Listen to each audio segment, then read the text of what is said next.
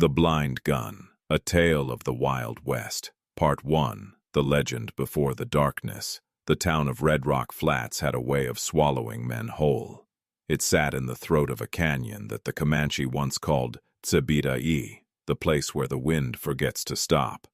And even after the ranchers came, after the railroad men drove their iron stakes into the red clay, and the saloon doors began their eternal swinging, the wind never did learn to rest. It howled down from the mesa at night like something that had lost its way and decided to make everyone else suffer for it. It threw dust through the cracks in the walls and filled a man's lungs with the taste of copper and dry earth. It knocked over fence posts and worried the cattle until they lowed in miserable, hollow voices that carried for miles across the desert dark. But the wind never bothered Elias Cole. He was a lean man in his mid-30s when the legend of him began in earnest, though by that point the legend had already been growing for a decade in the way that legends do. Quietly, in the corners of conversations, passed between cowboys at the fire and bartenders wiping down counters, and the kind of men who made their living understanding which other men were worth fearing. He stood 6 feet and some change, with long weathered fingers that looked more suited to a piano than a Colt, and eyes the pale gray-green of shallow water over sandstone. He wore a single revolver on his right hip, which struck everyone as either supremely confident or quietly insane, and he had a stillness about him that made even the most trigger-happy drifters feel as though they were standing beside something that had been carved from the landscape itself. He had ridden into Red Rock Flats 6 years earlier, on a horse so tired it looked embarrassed, carrying nothing but a bedroll, a battered saddlebag, and a reputation that had followed him up from the Texas border like a bad smell. They said he'd killed 4 men in Laredo before he was 25, though the precise accounting varied depending on who was telling the story. They said he'd once shot a playing card from a man's hand at 40 paces in a game of chicken that the other man had most definitely not won. They said he'd ridden with Judge Harlan Creed's posse for 3 years, and left not because of any disagreement, but simply because one morning he had folded up his badge like a letter he'd decided not to send and set it on the judge's desk and walked out into the dust without explanation. None of these stories could be fully verified, but the men who had seen Elias Cole draw, and there were enough of them that their testimonies formed a kind of consensus, all said the same thing in different words. He was not fast the way some men were fast, all nervousness and jerking limbs and the desperate calculus of fear. He was fast the way a hawk was fast, not until the last possible moment. And then, absolutely, there was no wasted motion, no trembling. The gun came out of the holster and arrived at the end of his arm as if it had always been there, as if the interval between reaching for it and having it pointed was a formality that physics had agreed to abbreviate in his particular case.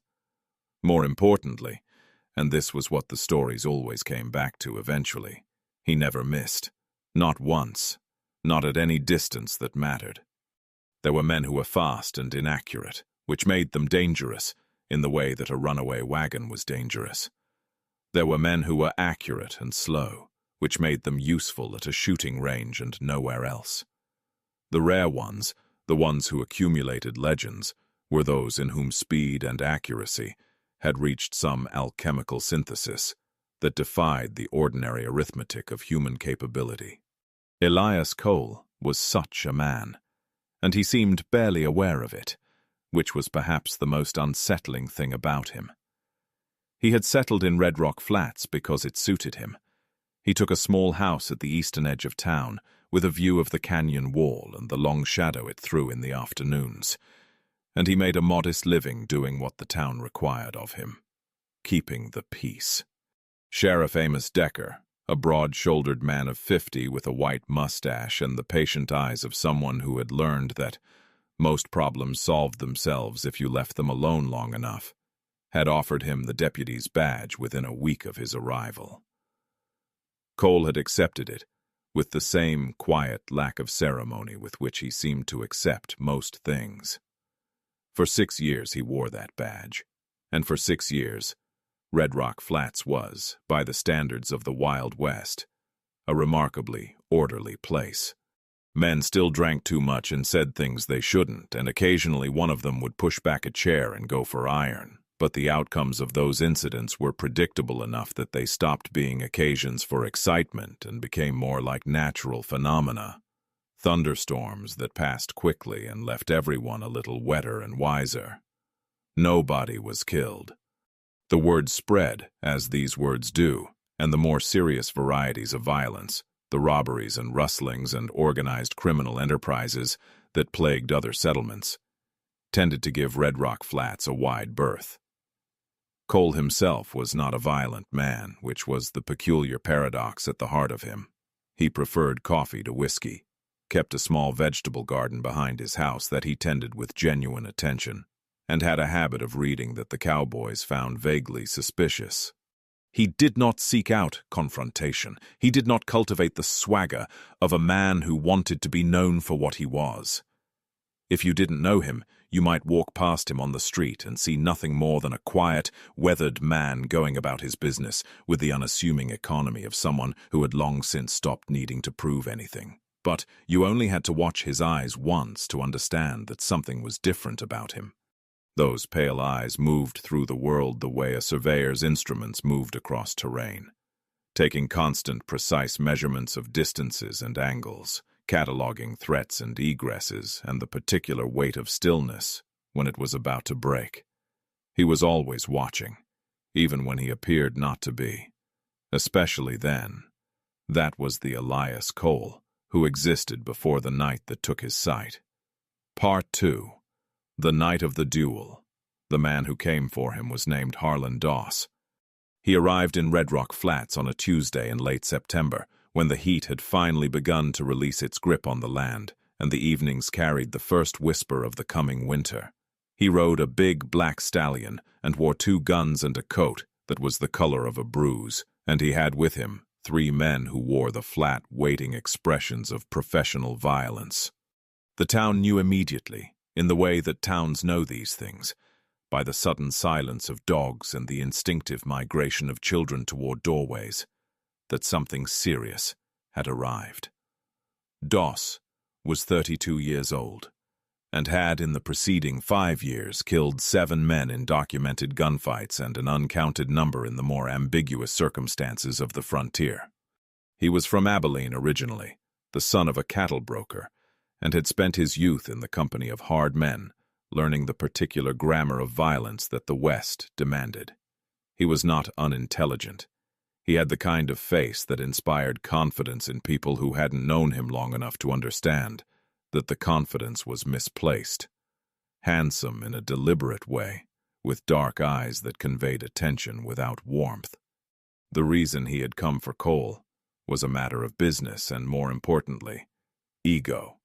Cole had, 3 months prior, arrested one of Doss's men, a cattle thief named Pete Colburn, who had been helping himself to stock from 4 different ranches in the county, and had grown careless enough to be caught at it. Colburn was currently residing in the territorial prison in Santa Fe, and this had cost Doss money and credibility in roughly equal measure. The money he could absorb. The credibility was more troublesome. In the economy of reputation that governed the wilder edges of the territory, being seen to have one's man arrested without consequence was a form of public weakness, and public weakness was the kind of wound that attracted further injury. Doss had considered his options carefully. The rational choice was to let it pass. Cole was a lawman, and killing lawmen had a way of bringing the kind of federal attention that was inconvenient for everyone. But rationality, in Doss's world, was always in competition with the simpler logic of pride, and pride had the advantage of being louder. He had also, in his research, become interested in the legend of Cole's shooting. This was the other element. Doss was good with a gun, genuinely, measurably good. He had fought enough men to have developed a clinical appreciation of his own abilities, and those abilities were considerable.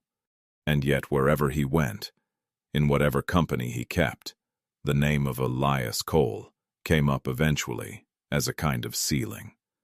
The example held over him to indicate that no matter how good he was, there was better. This had irritated him for years in the manner of a splinter that worked itself deeper the more you tried to ignore it. He told himself it was business. He had largely convinced himself of this. Cole was behind his desk in the sheriff's office when one of Doss's men came to deliver the challenge. Formal, in the old style, which itself communicated something about Doss's self-conception. A duel at sundown, Main Street. The implication was clear. Decline and the reputation that kept Red Rock Flats safe would begin to erode. Sheriff Decker urged Cole not to go. He sat across from him in the small office, with its smell of dust and old paper and burning lamp oil, and laid out the argument with the patient thoroughness of a man who knew he was probably wasting his breath. They could wire for federal marshals. They could get Cole out of town and deal with Doss through legal channels. There was no honor in dying for a duel that didn't need to happen. Cole listened to all of it with the attentiveness he brought to most things. Then he stood up, straightened his hat, and said, "I appreciate the thinking, Amos. But if I run from this, every man who wants something from this town knows the door's open. I'm not running." It was not, Decker thought, that Cole wanted to fight. It was that he understood the cold mathematics of the situation. More clearly than anyone, the legend that protected Red Rock Flats was only as good as the willingness to defend it. A reputation you couldn't back up was just a story. And stories, out here, got people killed. They faced each other on Main Street at sundown. The light was going amber and long, throwing shadows that stretched toward the mountains, like fingers reaching for something they couldn't touch. The street had cleared in the way streets always cleared for these moments, emptied of horses and pedestrians until it had the quality of a stage set. The buildings on either side rising like walls of a theater. The wind, for once, had stopped. Doss stood at the western end of the street with the dying sun behind him, which was a calculated advantage. The light would be in Cole's eyes. He was relaxed in the way that dangerous men could be relaxed, his hands hanging loose and his face arranged in an expression of pleasant contempt. Cole stood at the eastern end and appeared to be looking at nothing in particular. What happened? Cole's own wound was different in nature and far worse in consequence. Doss's shot, going slightly wide of where it had been aimed, struck Cole on the left side of his face, not penetrating the skull, but traveling along the orbital ridge with enough force and concussive damage to destroy the optic nerves. The injury was survivable. The sight was not. He went down in the dust of Main Street, and for a long, terrible moment, no one moved. Then Sheriff Decker was running, and the doctor, and the scene resolved itself into the organized chaos of emergency, people shouting, boots on the boardwalk, the smell of gunpowder drifting through the amber light. Doss was arrested by Decker's deputy while he was still sitting in the street, trying to understand what had happened to his shoulder. Cole was carried to the doctor's house on a makeshift stretcher. He lay in the dark for 3 weeks while his body decided whether to live or die, and it decided to live, and when he opened his eyes for the first time after the fever broke, he saw nothing at all, and knew, with the quiet certainty of a man who has always been honest with himself, that he never would again. Part 3. The long learning. The months that followed were, by Cole's own later assessment, the worst of his life, and also the most clarifying. He had never been a man who derived his identity from his ability with a gun. At least he had not believed himself to be. But in the black emptiness that replaced the world after the duel, he discovered that a man's relationship to what he does best is more intimate than he knows while he still has it. The gun on his hip, which he still wore out of habit and because taking it off seemed like a surrender he wasn't prepared to make, felt different now, heavier, and more distant at the same time, like a tool in a language he'd forgotten how to speak. Sheriff Decker offered to keep him on in whatever capacity he could manage. The offer was kind and useless in roughly equal measure, and Cole recognized this and thanked him for it and spent several months sitting in his house with the vegetable garden going to seed outside and the sound of the town moving around him in a new, unintelligible way. What saved him, or rather what started the process of reinvention that eventually produced the second, stranger version of Elias Cole, was something so mundane that he was almost embarrassed by it later. It was sound. Sound had always been for Cole a secondary sense, something that confirmed or supplemented what his eyes were already telling him. In the absence of sight, it became primary, and its complexity astonished him. He had not known, before, how much information was carried in the acoustic texture of a room, the way a man's footstep changed between confidence and hesitation, the difference in breathing between calm and fear, the tiny muscular sounds of a hand moving toward a weapon, the way the world held its breath in the moment before violence. He had known these things in some abstract way, the way a musician knows there are 48 keys on the piano before really learning the instrument. Now he began to learn the instrument. He started going out at night, when the absence of light leveled the field between him and everyone else, and walking the streets and alleys of Red Rock Flats with a concentration that must have looked, to anyone watching, like either madness or meditation. He learned the geography of the town in a new way, not visually but spatially, building a map in his mind from echo and texture and the feeling of the wind changing when he passed a doorway or a corner. He learned to feel the sun's position from warmth on his skin. He learned to read the weather from the smell of the air and the way sound traveled differently when rain was coming. Most importantly, he began to practice again. This was the part that his friends, Decker, the doctor, the few people he trusted, thought was either brave or delusional. He would set up tin cans along the back fence line of his property and stand with his gun and listen. Listen to the position of the cans as established by the tiny sounds they made in the wind, their metallic resonance against the wooden fence posts, the subtle weight of their presence in the acoustic space. And then he would shoot. He missed, at first, badly and consistently, and with a frustration that he kept entirely internal because he had decided that whatever this process was going to be, it was going to be done without complaint. He understood what he was attempting, to shift the entire perceptual architecture of marksmanship from the visual to the acoustic, and he understood that it might be impossible. He continued anyway. It took a year before he could hit a tin can reliably, another 6 months before he could do it quickly.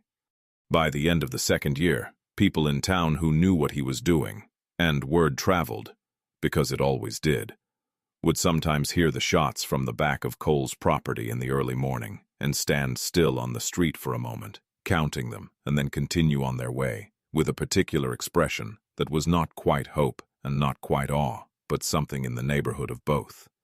The physics of what he had developed were not, strictly speaking, mysterious. Every sound produced an acoustic location, and with sufficient training and concentration, a man could triangulate position from sound as accurately as from sight. Birds did it. Bats did it in darkness absolute. Cole had simply taken this biological capacity and refined it with the same analytical patience he had once brought to conventional shooting. What was harder to explain, what even Cole could not fully account for, was something beyond the mechanics.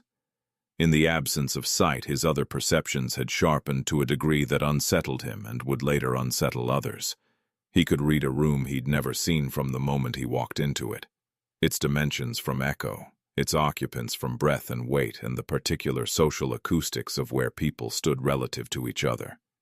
He could hear the difference between a man who was going to stay calm and a man who was building toward something. He could, in a way he had no clean language for, feel the arc of a situation before it arrived at its conclusion. This last ability was the most dangerous for anyone who came to test him, because they came expecting a blind man who might, through some parlor trick of hearing, be able to shoot in the right general direction. They did not expect a man who knew they were building toward a draw, before they knew it themselves, who was already calibrating distance and angle while they were still deciding. Cole moved back into the sheriff's office at the beginning of his 3rd year of blindness. He did not wear the badge. He had no legal standing and wanted none. But he was there, in the worn wooden chair in the corner, drinking coffee and being still in the way he had always been still, and the town understood that whatever had changed about Elias Cole, the essential thing had not. Part 4. The reputation grows stranger. It is a curious feature of legends that they do not require continuous maintenance. They accumulate momentum through repetition and elaboration until they take on a life largely independent of the original facts, and at that point, they begin to attract new events that reinforce them in the way that prophecies are said to be self-fulfilling. The legend of Elias Cole had been considerable before he lost his sight. What happened to it afterward was something else entirely. The first real test of the new version of Cole came 14 months after he returned to active presence in the community, in the form of a rustler named Ben Cordell, who rode into town with 2 companions and had the particular look of men who had done their research, but not quite enough of it.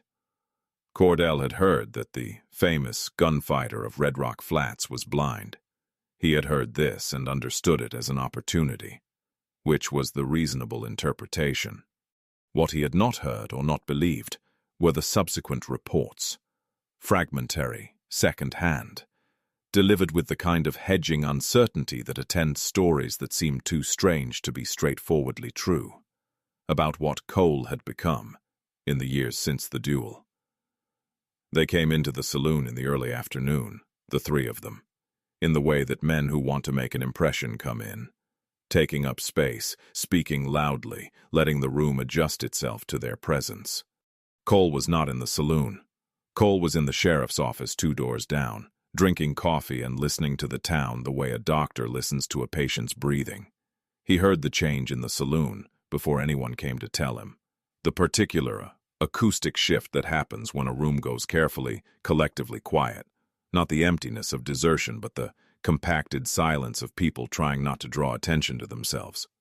He was already standing, already moving toward the door, by the time Decker's deputy Holt came at a half-run to report. Cole walked into the saloon through the front door. The 3 men were at the bar. Cordell was in the middle, and he turned when he heard the door, and then he went very still when he saw Cole. Or rather, when he saw Cole's eyes, which were open and level and directed, with eerie precision, at Cordell's face, despite being capable of seeing nothing at all. "I was told you were blind," Cordell said. His voice had the flatness of a man who was recalibrating rapidly. "That's correct," Cole said. "Then how am I looking at you?" Cole said. "I'm not. I'm listening to you. Your breathing shifted about 4 seconds ago, which tells me you're deciding something. Your left boot just moved about an inch toward the door. That's what a man does when he's thinking about options. You drew breath and held it a moment ago, which is what a man does when he's about to do something he's committed to." He paused. "I'd recommend not doing it." The silence in the saloon was total and absolute. Cordell's hand, which had begun the slow gravitational drift toward his gun that happens below the level of conscious decision, stopped. "There are 3 of you," Cole said, in the same conversational tone. "The man to your left is standing with his weight on his right foot, which means his draw will pull him slightly to the left. He's done this enough times that it's a habit. The man to your right is sweating, and not from the heat, and his heartbeat is visible in the pulse at his throat, which is one of the things you can see when you learn to look for it. He won't draw first. He might not draw at all." Another pause. "You, Mr. Cordell, are the one I'd have to shoot." Cordell was a man who had survived by accurate assessment of situations. He assessed this one with considerable care over the next few seconds. He thought about the distance. He thought about the angle. He thought about the fact that the man opposite him was blind. And then he thought about everything he had been told in the past 3 days by people who had tried to warn him and had not believed. "You're guessing?" he said. "About my name. Charlie Briggs in Fort Sumner told me about you last spring," Cole said. "Charlie said you had a tell, that you scratch your right thumb with your forefinger when you're about to draw. I couldn't see you do it just now, but I heard it. Skin on skin is a small sound, but it's not no sound." The long silence continued. "Buy your men a drink," Cole said, "and be gone from this town by morning." Cordell bought his men a drink. They were gone by midnight. This story spread, as such stories do, but it spread with a texture different from the stories of Cole's earlier, cited career. Those stories had been about the clean, legible awe of extraordinary speed and accuracy, something that could be imagined and admired and placed within the framework of what a human being could do exceptionally well. The new stories had a different quality. They were about something that shouldn't be possible, and the way they circulated was with a particular unease, the kind that attaches to things that suggest the rules are different than you thought. 3 more men came to test Cole over the following 2 years. None of them drew. None of them made trouble. They left with the particular gait of people who have had an experience they're not sure they can adequately describe. The legend, feeding on these outcomes, became something almost supernatural in the telling. People said Cole could hear a heartbeat across a room. People said he could smell fear. People said he had made some bargain in the darkness with God, or with something that wasn't God, and that whatever he was now was beyond the ordinary categories. None of this was true in any mystical sense. But the truth, it was a distortion of, that Cole had developed through 2 years of concentrated practice and adaptation, a set of perceptual skills that genuinely defied casual explanation, was remarkable enough that the distortion was perhaps forgivable. Part 5. The Man Who Came Anyway. His name was Vern McCready, and he was the one who was different.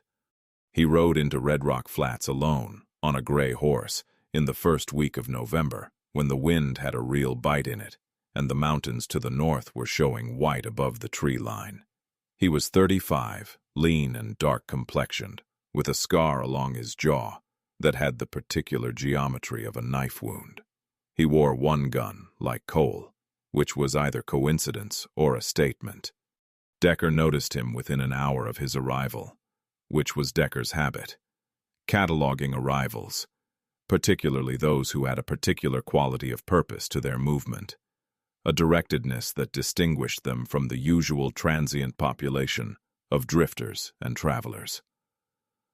McCready had that quality. He was not browsing Red Rock Flats. He had come for something specific. Decker found Cole at his usual post in the corner of the office and described the man without preamble.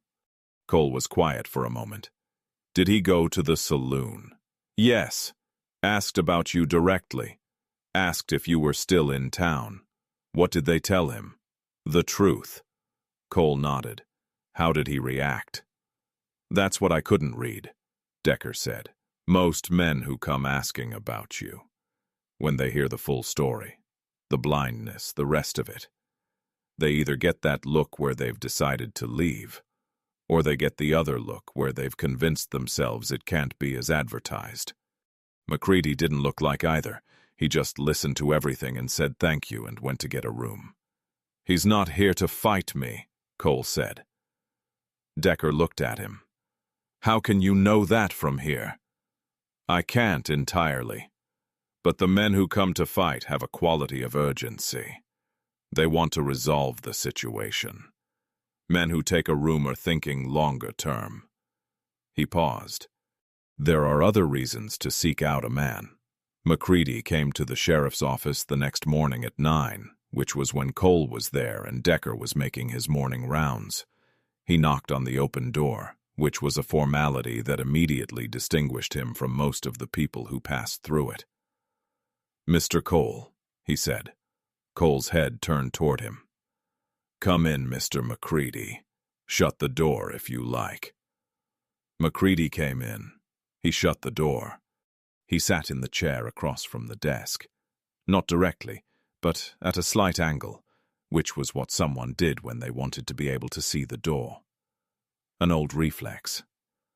Cole heard the angle in the scrape of the chair legs. "You know who I am," MacCready said. "Decker described you this morning, and you introduced yourself just now. I know your name. I don't know who you are."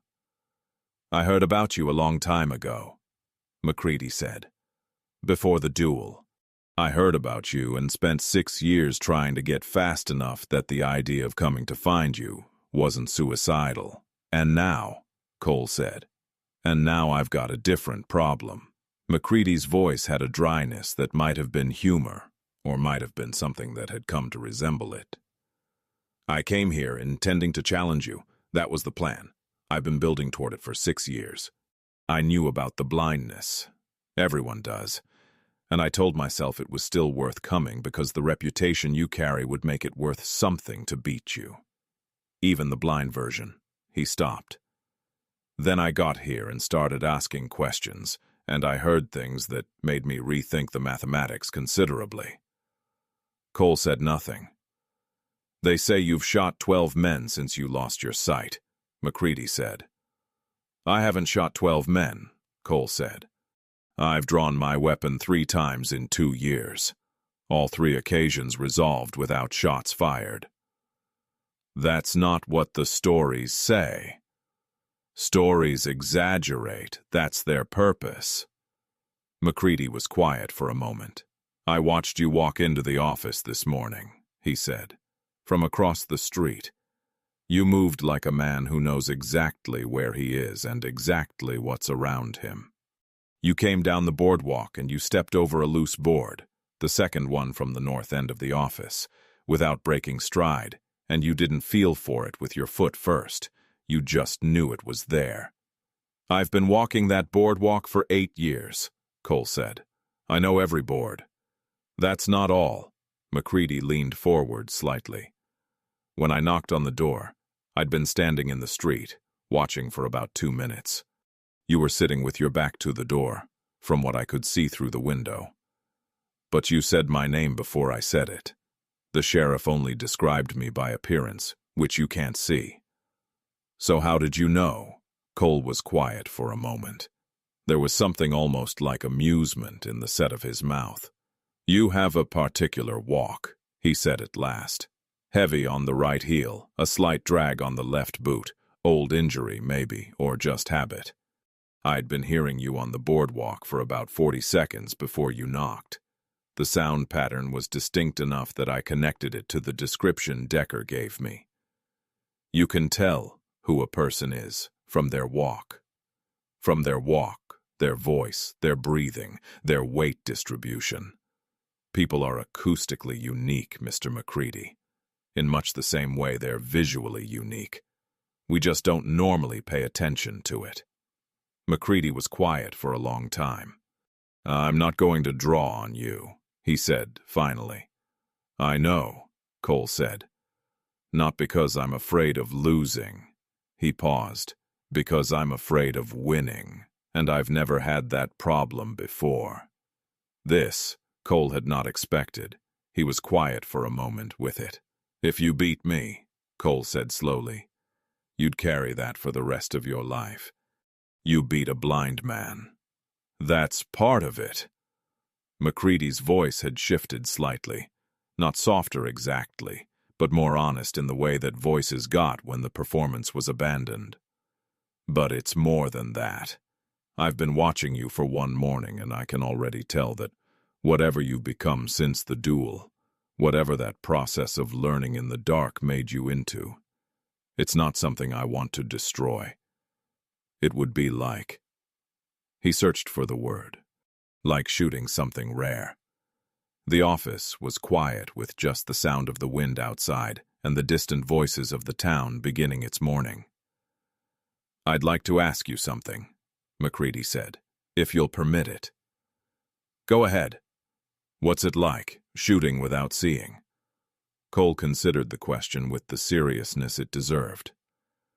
"It's like asking what it's like to have a conversation," he said finally. "It seems like it should be harder to explain than it is." You listen. The world is full of information that sight crowds out when you have it. Position, distance, movement, all of it is in the sound if you learn to read it. I was a visual shooter for 15 years. I believed that what I was doing was primarily visual. I was wrong about that. The fundamental skill, understanding space, anticipating movement, knowing where the threat is before it arrives, that's not in the eyes. I just couldn't see that until I didn't have eyes to see with. And the fear? McCready asked. Of someone you can't see. That's the interesting one, Cole said. The fear is the same. The adjustment is that you can hear fear now. Most people assume that the person across from you can't tell the state they're in. They're wrong. You're never more legible to me than when you're afraid, Mr. McCready. Your body announces it in a dozen ways simultaneously. He paused. You, for what it's worth, aren't afraid. Not of me, anyway. I'm afraid of the idea of myself that came here, McCready said. That's a more interesting fear. McCready laughed, a short, genuine sound that seemed to surprise him. He stood and extended his hand across the desk, and Cole extended his own, and they shook. And it was the handshake of two men who had found something in the conversation that was better than what either of them had come looking for. Part 6. The Day of Real Testing. It was not McCready who brought the true test. He was there to see it, having stayed in Red Rock Flats for reasons he seemed disinclined to examine too carefully, and his presence during what came to be called simply the Hendricks. Business was something Cole later described as useful in a way he hadn't anticipated. Josiah Hendricks was not a gunfighter. He was a land speculator of the worst kind. A man who had spent 20 years acquiring property through combinations of legal manipulation, intimidation, and the strategic deployment of hired muscle, and who had arrived in the territory, with his sights on the ranches and grazing rights in the canyon country around Red Rock Flats. He was 60, thick through the middle, with careful gray eyes and the mild, reasonable voice of someone who had spent decades ensuring that others absorbed the consequences of his decisions. What Hendricks had that posed a different kind of problem than any individual gunfighter was organization. He came with 6 men, not for a duel, but for an operation. The systematic displacement of 3 families who held ranches on land that Hendricks had arranged to acquire through the falsification of a water rights claim. The legal mechanisms were already in motion. The men were there to ensure that the families accepted the situation before the law caught up with the reality on the ground. Cole learned about it the evening before it was supposed to happen, from the daughter of one of the ranchers, a girl of 17 named Clara Hask, who rode into town in the dark, her horse breathing hard, and went directly to the sheriff's office because she'd heard from her father that in Red Rock Flats, the office with the light on at night was the place to go when things were serious. Decker listened to her and went pale under his tan, and immediately began the calculus of legal response. Wires to the territorial capital, the time required for any official action, the gap between what was right and what was available. Cole listened from his corner and heard, underneath the bureaucratic arithmetic, the simpler truth. The families would be removed from their land before any legal response could arrive, and in the removal, there would likely be violence. 6 men, Cole said when Decker finished. At least, could be more. I know Hendricks's type, Cole said. He's not here personally to get his hands dirty. He'll have someone running the operation, someone he trusts to apply the right amount of force without applying too much and attracting the wrong kind of attention. Even so, Decker said. Aim. 6 against 2. 3, said a voice from the doorway, and they both turned.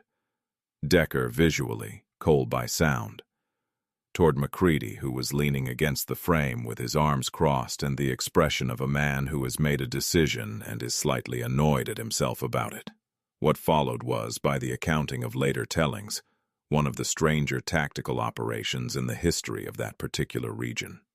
Cole, McCready, and Decker rode out to the Hask Ranch before dawn, and Cole directed the approach, which routes, which timing, where to position, with a confidence that was either prescience or extremely careful inference from the information available.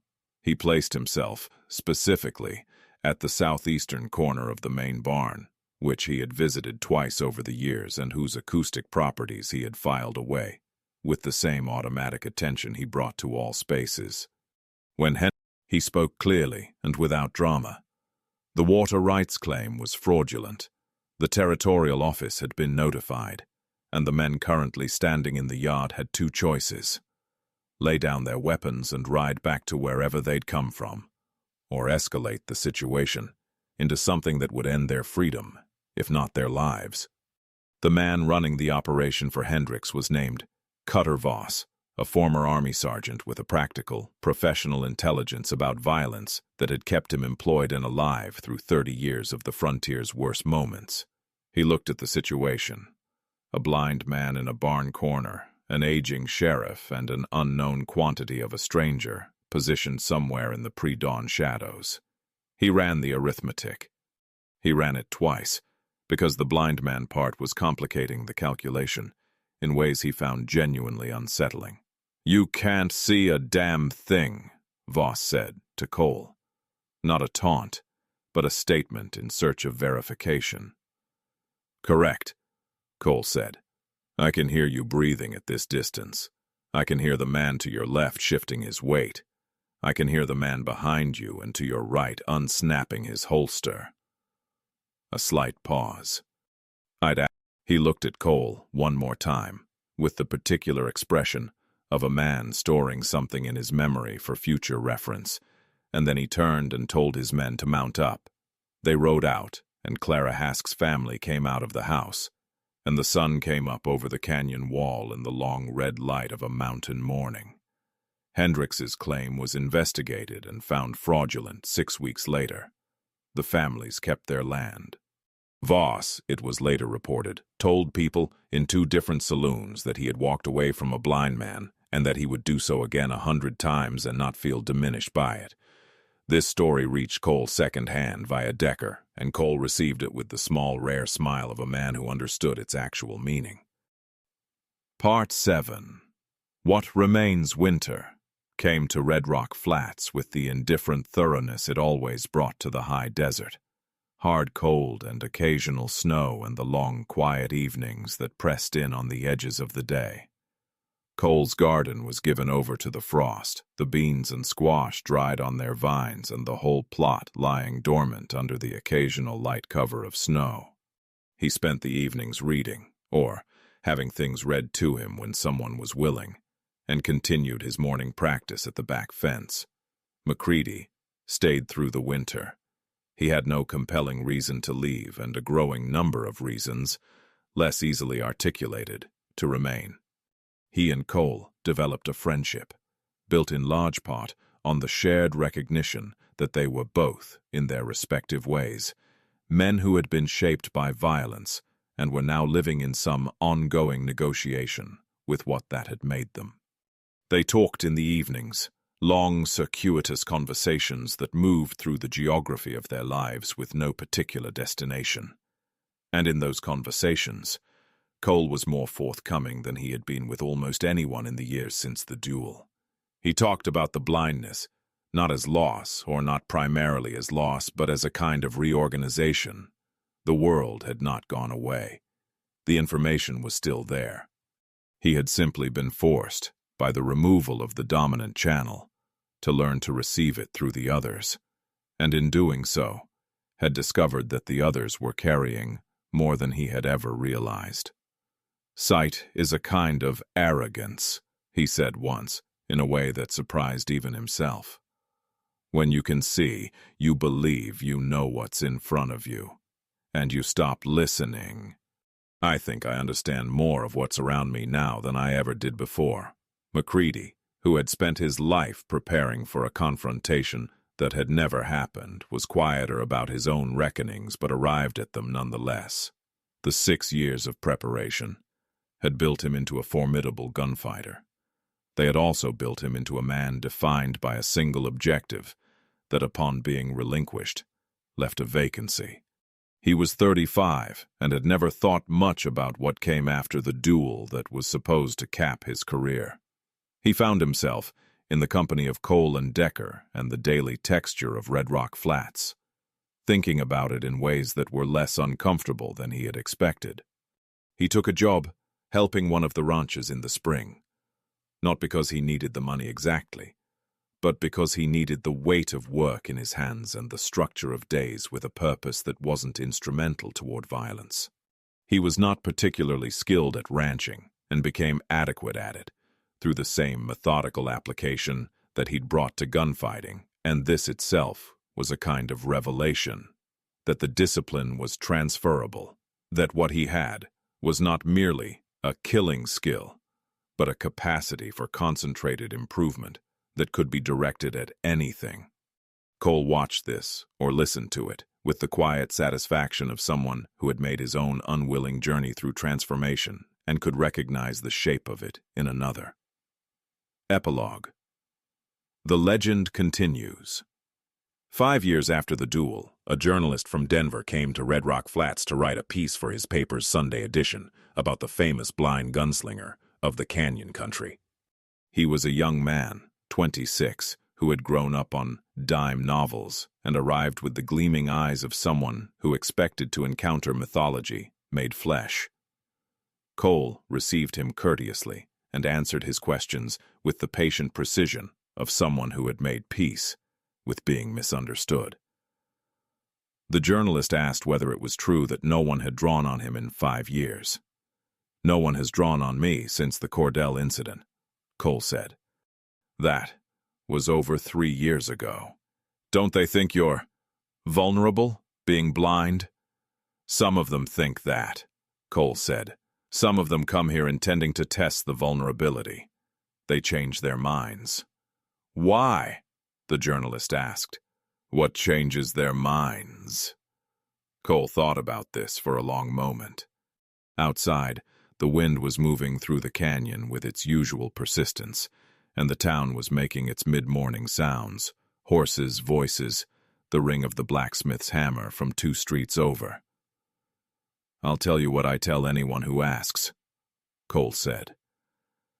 "The thing that makes a man dangerous has very little to do with his eyes. It's in the way he inhabits space. It's in what he knows about the world around him. It's in the stillness he can maintain when everything in the situation is moving toward chaos."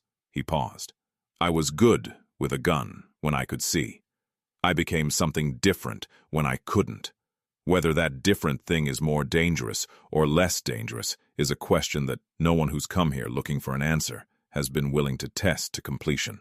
"You never miss," the journalist said. It was half a question. "I haven't," Cole said, "though I'd be careful about turning that into a permanent claim about the future. Every shot I make is based on information, on listening, on understanding what the sound tells me about where the target is. Information can be wrong. I can be wrong." He looked, with his sightless, pale eyes, in the direction of the journalist's voice. "What I'm never wrong about is whether someone is about to draw. That I can hear with more certainty than I ever saw it." The journalist wrote his piece. It was published the following Sunday and was like all the stories about Cole, a mixture of verifiable fact and elaboration that grew in the telling. The elaboration didn't matter much. The essential thing was true, and the essential thing was this. There was a man in Red Rock Flats who had lost his sight and found something that his sight had been covering up, and the combination of what he'd always had and what he'd built in the dark made him into something that the violence of that country, which was real and persistent and not much given to sentiment, had decided with the pragmatism of professional self-preservation to leave alone. McCready was still there the day the journalist came and went. He read the article when it arrived, the copy that Decker ordered sent up from Denver, and then he set it down on the table in the sheriff's office and looked at Cole, who was sitting in his corner with a cup of coffee. and the unhurried patience of a man at home in his life. "They got most of it wrong," Macready said. "They always do," Cole said. "Does it bother you?" Cole considered. "The legend does something the man can't do," he said at last. "The legend keeps trouble away without requiring any demonstration. If the legend is more frightening than the man, if people think I can do things I can't do, then the legend is doing work that prevents violence, which is the only work I've ever cared about." He sipped his coffee. "I'll take exaggeration over accuracy, if exaggeration keeps people from getting shot." Outside, the wind moved through Red Rock Flats with its usual tireless persistence, throwing dust against the windows and worrying the horses in the stable, and carrying, faintly, from the back of Cole's property, the sound of a tin can knocked from a fence post by something that had traveled, without sight, with perfect and devastating precision to exactly where it needed to go. The legend of Elias Cole, the blind gun of Red Rock Flats, persisted long after the man himself, outliving him in the same way that all true legends outlive their origins, not because they are accurate, but because they are necessary. In a country built on violence, a story about a man who had survived the worst that violence could do and become something it couldn't touch was not merely interesting. It was a kind of hope. And hope, in the canyon country of the Wild West, was always more valuable than gold. **N***.